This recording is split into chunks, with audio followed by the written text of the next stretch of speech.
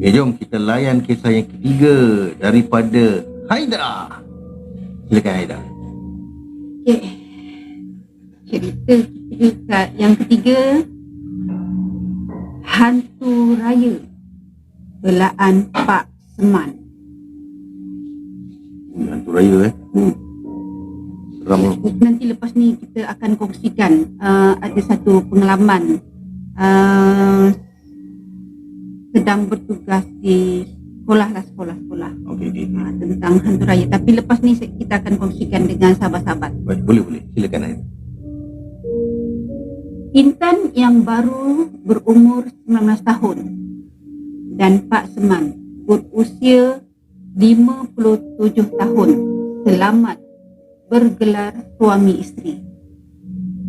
Intan dipaksa kahwin dengan kawan ayahnya Pak Seman kerana ayahnya terhutang budi dengan Pak Seman. Semasa ayahnya perlukan duit untuk IP buatnya, Pak Seman yang banyak membantu. Pak Seman memang orang kaya dalam kampung tu.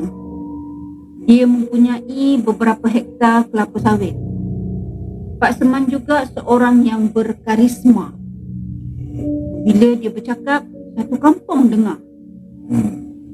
Apabila Pak Seman kehilangan isterinya, dia meluahkan kesedihannya dengan ayah Intan. Di situlah ayah Intan menawarkan Intan sebagai pengganti. Pak Seman setuju. Tapi Intan tidak. Mana Pak Seman tu kahwin barulah. Dia kahwin dengan Intan. Intan ni adalah Intan tu second muda. wife lah. Muda tak? 19 tahun. Ui. Untung lah. Okey, teruskan cerita. Okay. Pak Seman dah tua. Intan baru nak kenal dunia. Dia juga tak berapa selesa dengan cara Pak Seman. Cara Pak Seman pandang dia apabila dia datang rumah.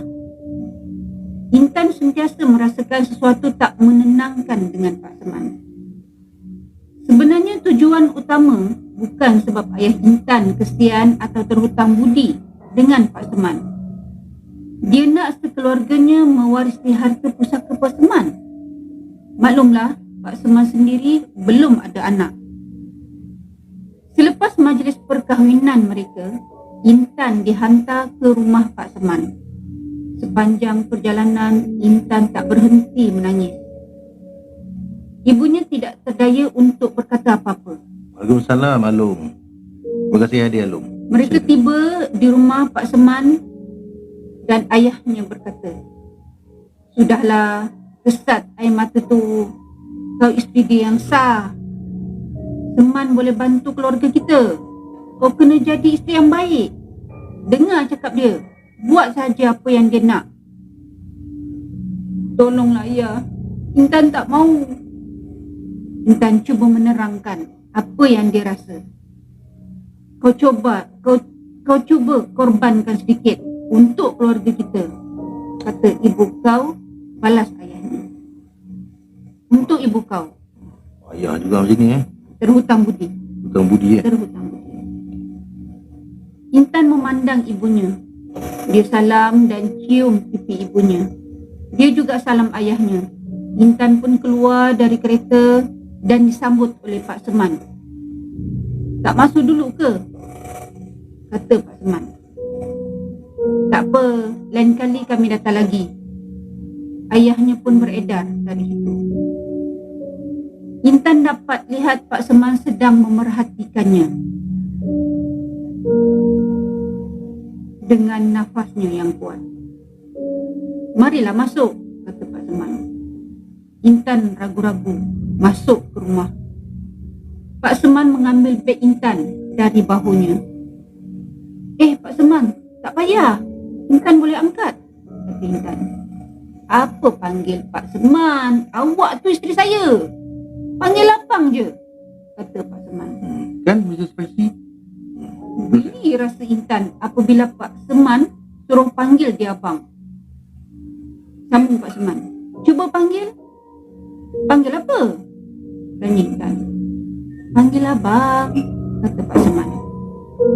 dalam keadaan tergeta-geta, teragak-agak. Intan cuba.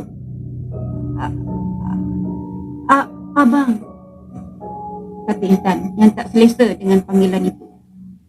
Pak Seman tunjuk kawasan rumahnya, terutama sekali katilnya. Kawasan rumah yang cantik.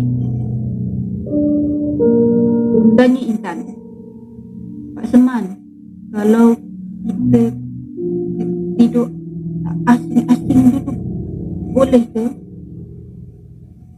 Biar kita berkenalan dulu. Tiba-tiba muka Pak Seman berubah. Intan rasa takut. Awak akan isteri saya yang sah. Kenapa perlu tidur asing-asing? Dan aku dah beritahu. Panggil aku abang. Allah Akbar. Kesian. Dengan sekali pandang setuju. Maaf bang. Malam pun tiba. Intan baru sahaja mandi. Pak Seman masuk bilik. Dia menutup pintu belakang. Intan tak boleh berbuat apa-apa. Dia takut kalau dijerit lagi, teruk dia akan terima. Lagipun Pak Seman memang sah suaminya.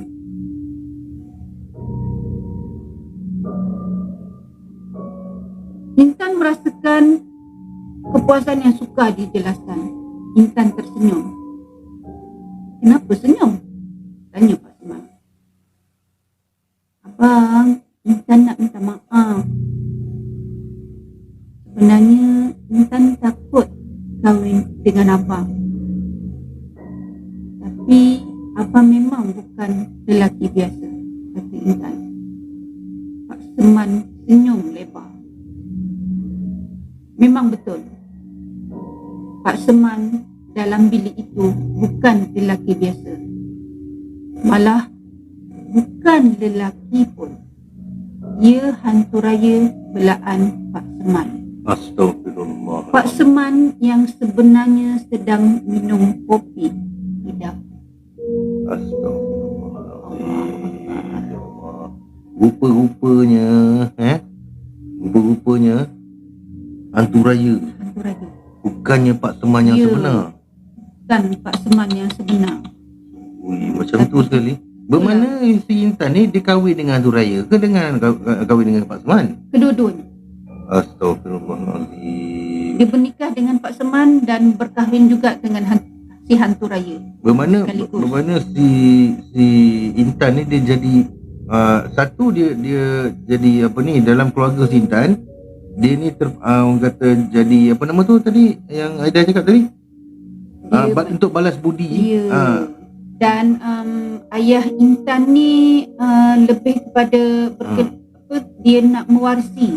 Dia nak mewarisi harta Pak Seman. Sebab Pak Seman ni pun belum ada anak lagi dengan isteri dia. Isteri dia yang pertama tu. Tapi dalam masa yang sama juga si Intan ni jadi mangsa keadaan. Jadi mangsa keadaan. Rupanya Pak Seman ni dibela hantu raya. Bayangkan jauh lah, usia 57 dengan 19 tahun. 57 dengan 19 tu memang terlalu jauh. Jauh.